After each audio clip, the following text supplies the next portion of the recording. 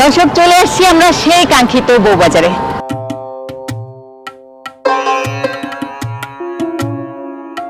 তো বউবাজারে এসে দেখতে পাচ্ছি আমরা এই যে সুন্দর সুন্দর বউ বসা আছে।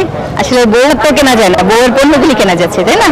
তো বউ এগুলা যারা বিক্রি করছেন আপনাদের নিজেদের গাছের, আপনারা এখানকার স্থানীয় গ্রামে সেই ঢেঁকি শাক, বিশেষ করে বরিশাল অঞ্চলে যারা থাকেন তারা চিনবেন এটা কতটা মজার বা কতটা পপুলার।